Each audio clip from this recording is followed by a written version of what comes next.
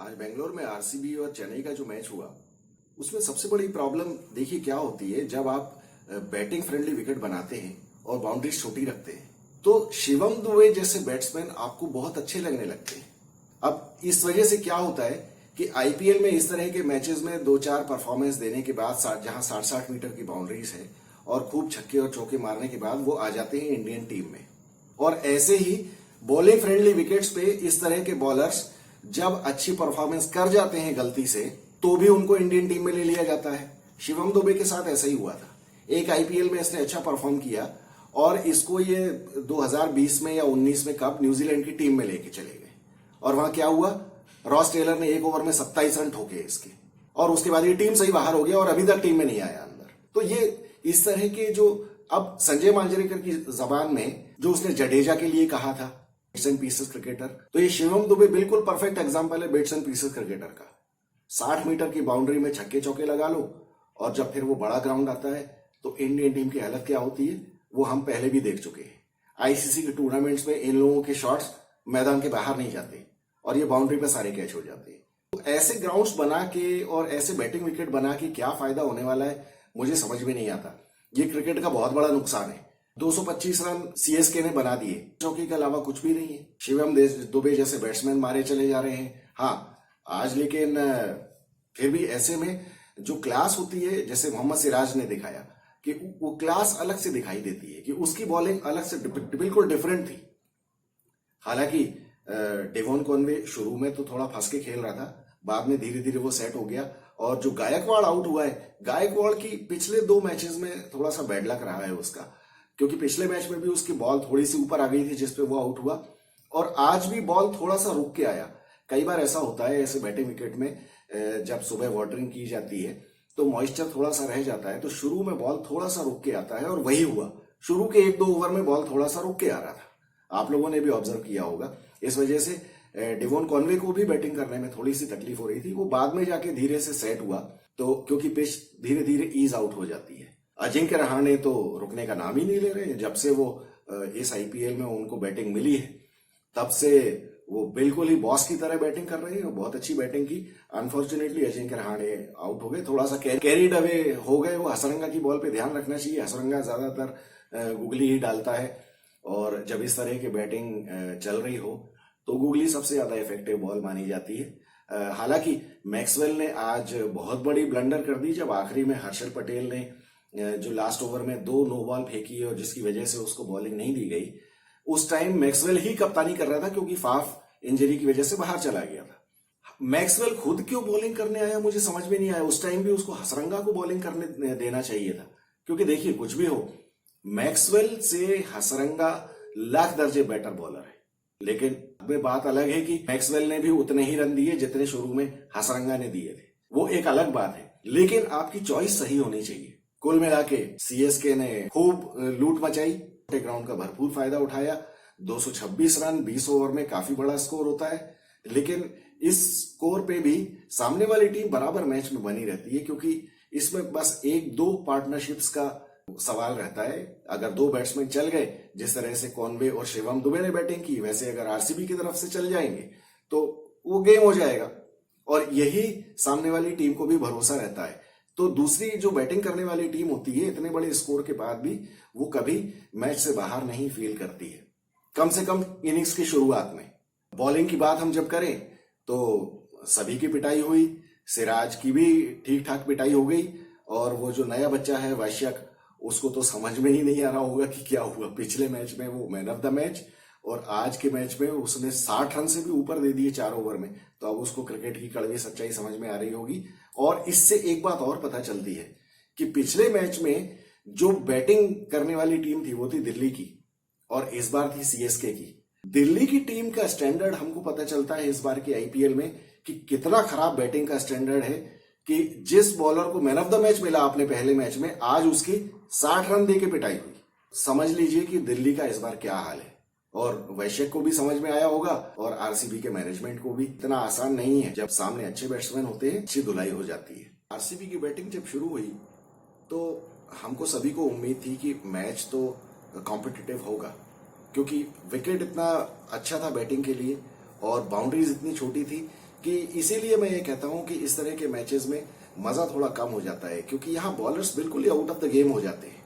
हालांकि फिर भी चेन्नई के आकाश सिंह ने शुरू के 2 ओवर बहुत ही अच्छे फेंके। उस लड़के को मैंने पहली बार देखा, और उसने जिस तरह से विराट कोहली को आउट किया, उसमें बॉल तो उसने विकेट पे ही डाली, लेकिन विराट कोहली ने हमेशा की तरह अपना वो क्रॉस बैट वाला शॉट मारा, जिसकी वजह से पैड में लग के और वो बोल्ड हो गया।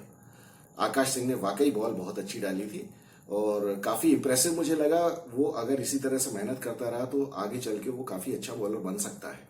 उसका एक्शन बहुत अच्छा था, उसका एटीट्यूड बहुत अच्छा था। लेकिन ये जो आरसीबी की बैटिंग थी, इसमें अगर हम ड्रॉप्ड कैचेस की बात ना करें तो मैच में कुछ रहा ही नहीं, क्योंकि 2 तीक्षणा ने छोड़े, एक ऋतुराज गायकवाड़ ने छोड़ा, एक खुद धोनी ने छोड़ा और एक रनआउट मोइन अली ने मिस किया। मोइन अली ने जो रनआउट मिस किया वो तो बहुत ही बड़ी ब्लंडर थी। मतलब इस लेवल पे खेलते हुए इतने एक्सपीरियंस फील्डर को मैंने कभी नहीं देखा कि वो बैट्समैन से नजर ही हटा ली, जबकि दोनों बैट्समैन एक ही एंड पे खड़े हुए थे और मोइन अली तो ये सोच रहा था कि वो तो रन ले रहे हैं और रन हो ही जाएगा, जबकि वो अगर जरा सा बॉल देख लेता और थ्रो कर देता तो बैट्समैन मेरे ख्याल से आधे विकेट पे खड़ा हुआ था रन आउट होने के लिए। धोनी की मुझे जितनी तारीफ करूं मैं उतनी कम है। देखिए, धोनी के लिए जो हमारा लव और रिस्पेक्ट है वो इससे पता चलता है कि धोनी ने जो फाफ डुप्लेसी का कैच छोड़ा है उसको अब हम जस्टिफाई करने की कोशिश करते हैं कि नहीं, वो तो बाय चांस मिस हो गया, या तो दिखी नहीं होगी, या फिर थोड़ा सा दूर से निकल गया, जबकि एक्चुअली वो ड्रॉप कैच ही था। धोनी को कैच पकड़ना चाहिए था, और अगर धोनी ने वो कैच पकड़ लिया होता तो मैच तो वहीं खत्म हो गया था, क्योंकि विराट तो पहले ही ओवर में आउट हो गया और फाफ भी आउट हो जाता। उसके बाद फिर क्या है, आरसीबी ने जैसे कसम खाई हुई है कि जो उन्होंने पिछले 10 साल से जो कर रहे हैं वही उनको करना है, कि पहला विकेट गिरने के बाद उन्हें एक ऐसे बैट्समैन को भेजना है जो किसी काम का नहीं है। महिपाल लोमरोर, जो कि शाहबाज अहमद जिस नंबर पे बैटिंग करने आया उसको उस नंबर पे आना चाहिए, लेकिन उसको 1 डाउन भेजते हैं। वो आज भी उसने 5 बॉल खराब कर दी और वो 0 पे आउट होकर चला गया। उसके बाद क्या, फिर अल्टीमेटली मैक्सवेल का शो, और मैक्सवेल तो क्या है, वो लठे थे, उसने आते साथ ही पीटना शुरू कर दिया, और जैसा विकेट था उसके बल्ले में आ भी रही थी और उसमें विकेट में कुछ करना ही नहीं था, आपको सीधे बल्ला घुमाना था और वो घुमाता गया, और वो छोटी 55 मीटर की 60 मीटर की बाउंड्री में आपको क्या चाहिए। और मैक्सवेल जैसे लठ चलाने वाले को तो बहुत मतलब मुंह मांगी उसको लॉटरी लग गई। फाफ डुप्लेसी और मैक्सवेल ने जिस तरह से पिटाई की है तो उस तरह से तो ये लग रहा था कि बिल्कुल ही मैच खत्म कर देंगे, लेकिन यहाँ पे फिर वही धोनी की जादूगरी काम आती है। वो बस वेट करता रहता है। एक तो उसकी इतनी रिमार्केबल क्वालिटी है कि मैं हमेशा ये कहता हूं कि एक लीडर महेंद्र सिंह धोनी जैसा ही होना चाहिए।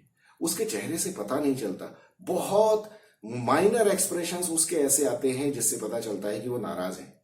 और कोई कैप्टन अगर आज धोनी की जगह होता तो शायद मेरे ख्याल से अपने वहीं बाल नोचने लग जाता ग्राउंड के ऊपर, जिस तरह से कैचेस छूटे हैं।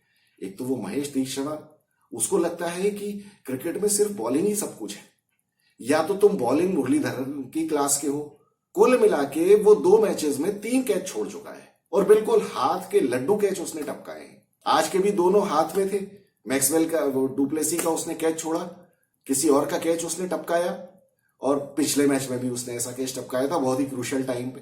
रहा सहा, मतलब खरबूजे को देख के खरबूजा रंग बदलता है, गायकवाड़ ने भी कैच ड्रॉप कर दिया।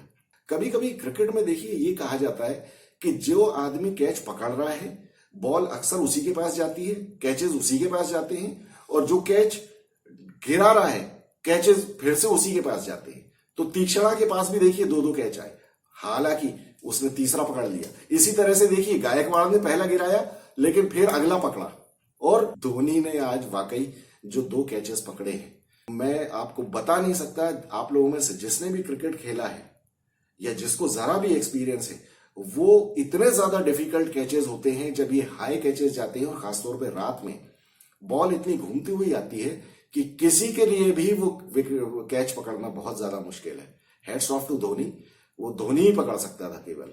और एक टाइम तो मुझे डर लग गया था जब वो तीक्षणा की बॉल पे जब कैच धोनी ने पकड़ा, उस टाइम मुझे लग रहा था ऐसा ना हो तीक्षणा खुद ही आ जाए कैच पकड़ने, तो तीसरा भी टपका देता। आज आरसीबी की जो बैटिंग है उसमें बस ये है, विराट कोहली, मैक्सवेल, फाफ, इसके बाद ठंठन गोपाल। विराट तो खैर शुरू में ही आउट हो गया था, बाद में ये लोग जब आउट हुए तो वो हमारे वो एक और लठैत आए डीके बाबा। वो डीके बाबा मुझे लगता है कि अब आज तक हमने कभी सुना नहीं है कि आईपीएल से किसी ने संन्यास लिया हो, लेकिन मुझे लगता है दिनेश कार्तिक को अब अपना संन्यास डिक्लेयर कर देना चाहिए। अदरवाइज अगले आईपीएल के ऑक्शन में उसके साथ बहुत बड़ी इंसल्ट होने वाली है उसकी, क्योंकि मुझे नहीं लगता कि उसको कोई भी लेगा, उसको कोई 20 लाख रुपए में नहीं लेगा, और लेना भी नहीं चाहिए। आज का मैच उसको दिखाने के लिए था, जब आज के मैच तुम्हारे घर का मैच है और इतना बढ़िया बैटिंग विकेट है, बॉलर्स बिल्कुल ही इनएक्सपीरियंस्ड हैं, उसके बाद आपने क्या किया, 8 बॉल में 20 रन बनाए और बस थैंक यू वेरी मच। और वो उधर वो पागल मैथ्यू हेडन जिस बॉल पे दिनेश कार्तिक का कैच टपकाया है, उसके नेक्स्ट बॉल पे जब दिनेश कार्तिक ने चौका मारा तो मैथ्यू हेडन इधर कमेंट्री बॉक्स में चिल्ला रहा है DK is back, DK is back.